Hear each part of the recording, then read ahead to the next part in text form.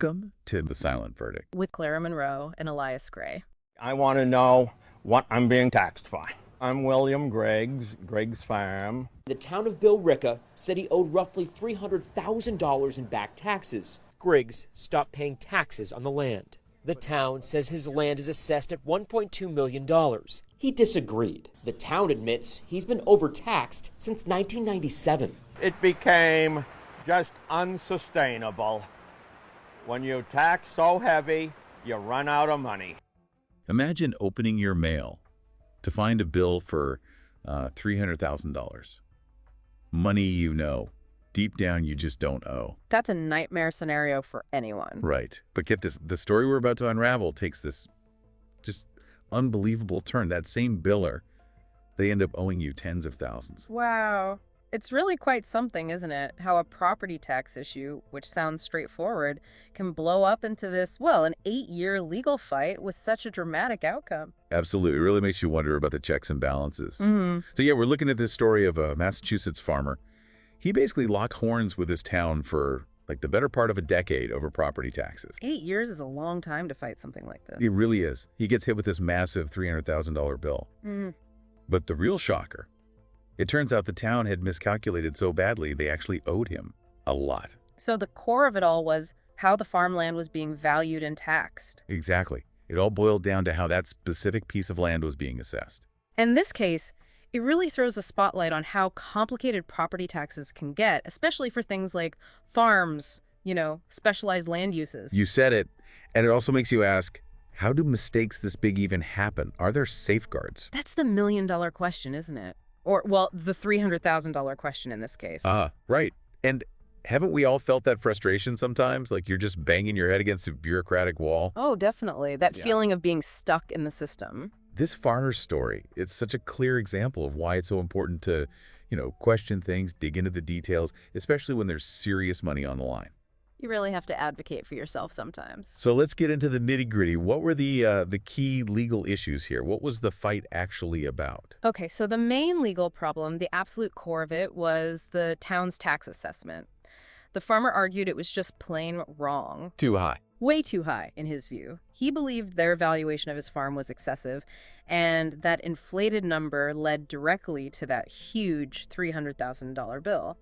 But there was more to it. Right. There was this specific program involved, wasn't there? The Agricultural Preservation Restriction Program. Exactly. That was a huge piece of his argument. For those of us maybe not familiar, what exactly does that program do? Sure. So it's a state program, and the idea is to protect farmland from being developed, turned into housing estates or shopping centers. Okay. Landowners can voluntarily agree to keep their land purely for farming. In exchange for that promise, they might get certain benefits, and a big potential one is a lower property tax rate. Okay. So it reflects the value as farmland, not as potential development land. Precisely. It compensates for the difference between its market value, if sold, and its value purely for agriculture. The whole point is to keep farms farming. Makes sense. So the farmer was saying, hey, my land's in this program. It should be taxed at the lower agricultural rate. Seems logical. That was his central point. And this ties into the next big issue. The town seems to be misclassifying how parts of the land were actually being used. How so? Well, it appears the town thought a portion of the farm was being used for commercial stuff. Selling flowers, maybe some imported vegetables, things like that. But the farmer denied that. He was saying, no, this is a farm, not a shop. Strongly denied it. He emphasized this was a working farm. It had been in his family for, 80 years? Wow, 80 years. Yeah. So the town seeing commercial activity seems to be why they slapped higher commercial tax rates on certain areas. And that's what really drove up the bill. Okay, so you have these clashing views. The farmer saying it's a farm under preservation. The town saying, well, parts look commercial. So when it came down to the main arguments, what was each side really pushing?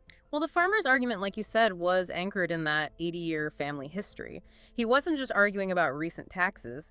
He claimed the town had been taxing the land improperly since way back in 1997. 1997, that's a long time.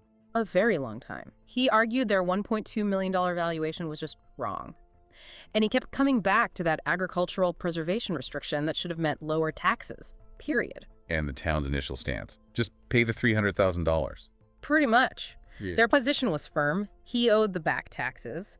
And their reasoning, as far as we can tell, was rooted in that perception of commercial activity justifying the higher rates. Okay, so it sounds like a real stalemate. Different interpretations of use, different interpretations of the rules. What finally broke the deadlock after 8 years? What was the turning point? Well, interestingly, it wasn't like a judge slammed down a gavel or the farmer found some magic document. The shift actually started from inside the town government. Oh, how so? A member of the town select board decided, okay, let me actually look into this. They launched their own investigation into the farmer's claims. An internal investigation. That's unusual. You don't hear that every day. What did they find? This is where it gets interesting, right? Yeah. This is exactly where the whole thing pivoted. The select board members' digging actually backed up what the farmer had been saying all along. No way. Yes, the investigation confirmed that parts of the land, and this is key, it included a parking lot on the property, were in fact being taxed at those incorrect higher commercial rates. A parking lot taxed at commercial rates on a farm. Apparently so. It wasn't necessarily the fields themselves, but these, supporting areas that got misclassified. That's quite an oversight. A parking lot isn't exactly a retail outlet. But hold on, wasn't there something else happening around that time? Didn't the farmer do something pretty drastic a few years before this investigation? Yes, good point. Back in 2017, the farmer took a really bold step. He just stopped paying his property taxes entirely. Whoa, that's a gamble. Huge gamble. But you have to think, that move definitely forced the town to pay closer attention to his complaints, right? It probably put pressure on them to scrutinize their own assessment. Talk about raising the stakes. He wasn't just disagreeing anymore. He was actively refusing to play by rules he saw as unfair. And he was pushing for transparency too, wasn't he?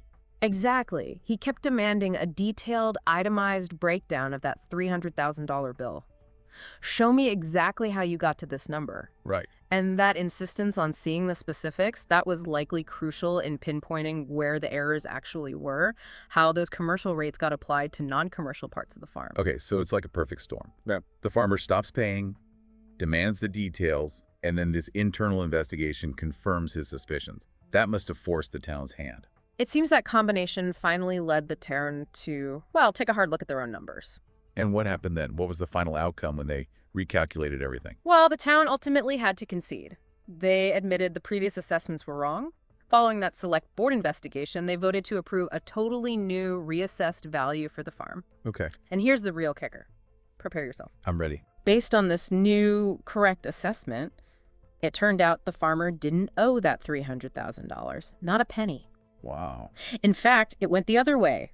The new calculation showed he'd actually overpaid his taxes over the years, so much so that the town now owed him almost $31,000. Get out! $31,000, even after he stopped paying in 2017. Even after he'd stopped paying, the overpayments from before that were significant enough to cover the years he hadn't paid and still leave a credit. That is absolutely stunning. What a turnaround. From potentially losing his farm over debt to getting a check from the town. A complete 180-degree reversal is quite the story. So what's the farmer going to do with that unexpected windfall? Nearly $31,000. Well, he plans to put it right back into the farm. Makes sense. Yeah, using it for improvements, buying supplies, paying bills, basically, making the farm more productive, investing it back into the very land that was at the center of this whole long fight. That's actually really satisfying to hear. A real full circle moment. This whole case, though, it touches on some bigger things, doesn't it? Oh, absolutely. It really digs into the complexities of land use rules, how we tax property, and these specific programs like the agricultural preservation one that are meant to protect farmland. Yeah. And it's just a stark reminder, isn't it, how easily big errors can creep into bureaucratic systems and how important it is for individuals to just keep pushing, to persevere, to demand accountability. It really highlights the power of persistence. Definitely. And it also makes you think about those economic tools like that preservation program, how we try to use financial incentives to influence land use to support farming. It's that constant balancing act, right? Encouraging growth versus preserving essential resources like farmland. Exactly. And it really shows why clear communication and frankly just a basic understanding between landowners and local government is so crucial.